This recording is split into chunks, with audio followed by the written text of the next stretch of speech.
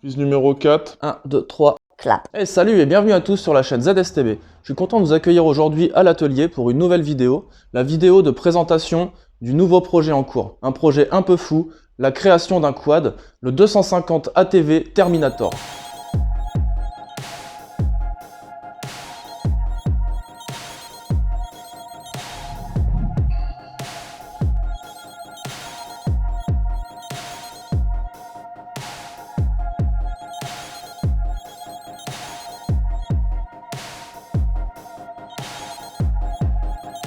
Cette vidéo va donc comprendre plusieurs parties. Je vais d'abord vous parler de la base sur laquelle j'ai démarré ce projet, mais aussi pourquoi j'ai souhaité réaliser ce projet. Je vous parlerai ensuite de l'évolution de la partie cycle, ainsi que de la fiabilisation et de l'optimisation niveau moteur, mais aussi partie instrument, partie contrôle, sur les internes au roulage. Je vous parlerai aussi des difficultés à trouver les pièces sur ce genre de véhicule et les solutions que j'ai pu trouver. Puis nous conclurons par un petit démarrage de la bête. C'est parti, je vous laisse profiter de cette machinerie. Let's go boy. Alors, quelle est cette chimère? Ce quad est un quad chinois de marque Bashan, BS200S7, modèle 2007. Donc c'est un véhicule homologué 2 places. Donc ce quad subit actuellement une modification pour effectuer des enduros sans problème, une fiabilisation à tout niveau. C'est un véhicule très agréable que j'ai souhaité personnaliser à mon goût afin de permettre certaines performances. Première partie, la partie cycle. J'ai souhaité apporter une modification au niveau des tourelles d'amortisseurs. Donc ici on a mis une barre anti-rapprochement, puis un point de renfort ici en bas. Incliner légèrement plus les amortisseurs qui à la base prenaient leur appui vraiment sur le long du cadre. Donc là ça donne un truc vraiment pas mal. Bon, j'ai utilisé du fer à béton, après il y a une certaine rigidité, c'est quand même étudié au niveau des forces, la force verticale, la force horizontale, donc il n'y aura pas de problème à ce niveau là. Ensuite on a remis 2 triangles neufs avec des rotules référencés, inférieur, supérieur. Au niveau du pivot, quelle modification j'ai souhaité apporter? Donc je vous mets en post-production quelques images du travail qui a été fait sur ces pivots. Ils ont été mis dans le tour afin d'élargir la portée des roulements. Donc on est passé sur 2 roulements de 18 avec un joint spi en 8 tons renforcé de chaque côté. Au niveau du train arrière, donc pour l'instant il n'est pas équipé de son train arrière, car au niveau du bras oscillant, donc on repasse sur 2 cages à aiguilles avec un axe diamètre 14 avec donc une entretoise en fer forgé, le bras oscillant ainsi que la pièce qui porte ici les 2 roulements. J'ai souhaité les modifier neuves parce que quand on les reçoit, c'est pas de la super qualité. Donc là on va vraiment mettre du top. C'est parti chez l'usineur, ça devrait revenir d'ici une semaine, 15 jours. Donc on passe sur des cages à aiguilles en 22 au lieu des scies en bloc au niveau du cadre. Et ici on passe sur des roulements massifs avec les joints spi. Tout va bien se passer.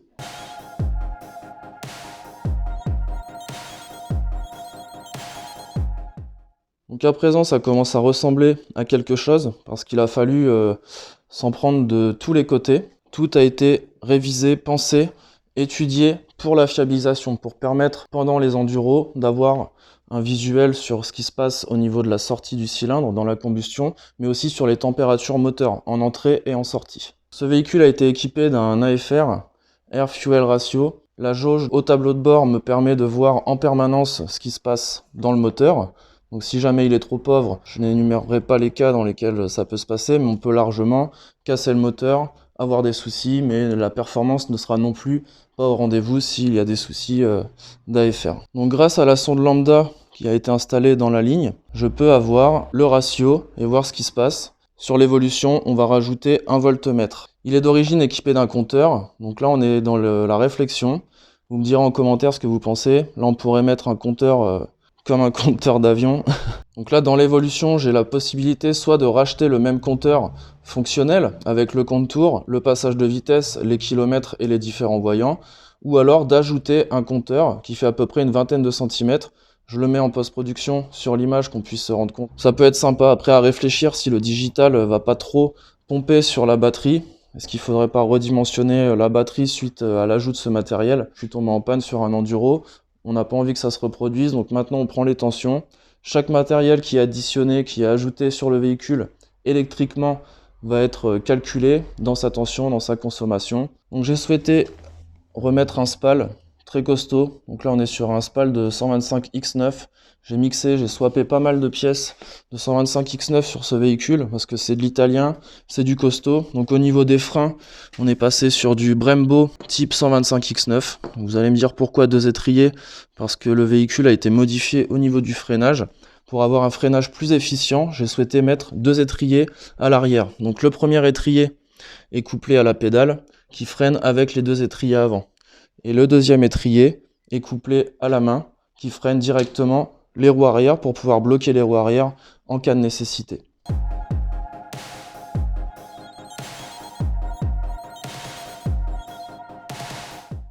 Donc là ça peut paraître un petit peu fouillon au niveau du faisceau, mais en fait il y a tout ce qu'il faut. Donc on peut retrouver ici les jauges de température en entrée et en sortie du moteur. Comme ça, si on a un bouchon ou s'il y a quoi que ce soit, on peut tout de suite s'en apercevoir. Les 2 températures sont rebalancées en simultané au tableau de bord. Nous passons maintenant à la partie esthétique.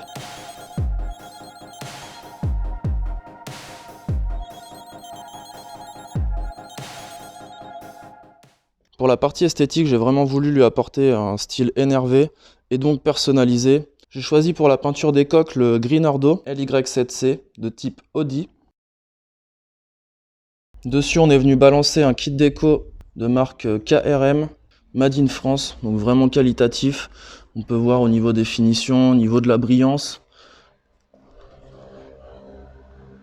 Ça rend vraiment bien, donc avec le Greenardo et le kit déco qui a donc 2 nuances de gris, le bleu et le noir. Tout cela va donc être allié au rouge nacré, donc un rouge nacré Peugeot qui est vraiment magnifique. On a un rendu ici complètement diabolique. J'espère que tous ces éléments mis bout à bout vont vraiment rendre à ce quad son honneur. Donc ici quelques pièces neuves qui vont être montées, un sabot, un disque neuf, la gâchette d'accélérateur en neuf, la poignée d'embrayage et les poignées rouges pour allier avec les jantes rouges, un petit rappel, le fixateur du disque ainsi que les éléments pour la tension de la chaîne et la protection du bras oscillant. Donc ça n'a vraiment pas été facile de trouver les pièces pour ce véhicule parce qu'en fait il n'est référencé nulle part. Je pensais que c'était un Bachan BS 200 S7, mais en réalité c'est un clone, il n'a même pas cette désignation-là sur la carte grise. En plus, il y a une précision à apporter, c'est que sur les pièces qui ont été créées donc en 2007 pour ce genre de véhicule, et les pièces remanufacturées, il y a des différences, donc il faut faire des réadaptations. Par exemple, si on achète un axe de bras arrière neuf, les portes-roues ne vont pas correspondre. Donc là, il va falloir les repasser au tour, diminuer ici, créer un chanfrein. C'est pas un souci quand on a un tour, mais quand on n'a pas de tour, c'est vrai qu'il y a eu beaucoup de pièces que j'ai souhaité redimensionner, où il a fallu recreuser à l'intérieur. Si on fait appel à un tourneur fraiseur, ça peut vite revenir cher. Je vais venir aussi sur la partie tarif pour donner une fourchette à ceux qui souhaiteraient faire ce genre de restauration. Donc là, on a refait toute la partie cycle, toute la partie accessoire, mais aussi la partie esthétique du véhicule, renforcée de tous les côtés, puis équipée d'instruments divers. On peut arriver donc là à une facture qui n'est pas spécialement exorbitante, sachant qu'on avait déjà acheté les pneus, on avait déjà quand même changé quelques pièces au préalable. Là, ça va être une facture qui va avoisiner les 1000 €. Je trouve que c'est un ordre de prix pas trop mal cette fois-ci. On va donc maintenant passer à la partie que vous attendez tous, le redémarrage de la bête. Donc avec le tube en cuivre, ça fait un sacré bruit. Je pense que c'est à peu près équivalent au 660 Raptor. C'est vraiment une dinguerie. Donc je vous laisse écouter ça. Attention les yeux, ça va péter. Dans le prochain épisode concernant le 250 Terminator, je vous propose de suivre le remontage du train arrière, la mise en place de la transmission et bien sûr la mise en place des carénages. Là, ça va faire mal aux yeux. N'hésitez pas à mettre un pouce, c'est l'heure, à vous abonner à la chaîne. Attention, ça va prendre feu. À ciao, let's go!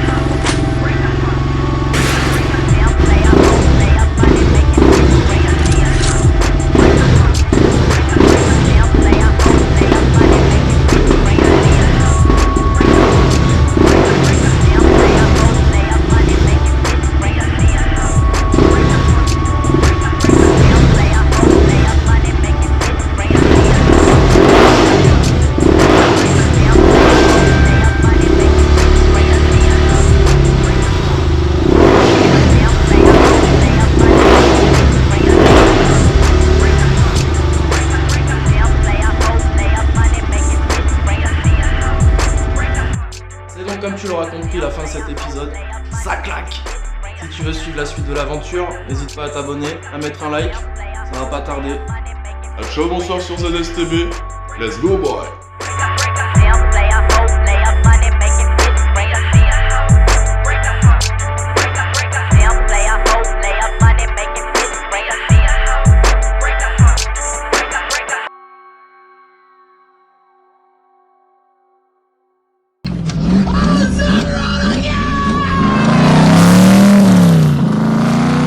Ah bah c'est tout simple, on va mettre une petite cale sous la roue, 2 petites poussées, quelques coups de gaz et on est reparti. Y a pas de quoi en faire tout un fromage, hein.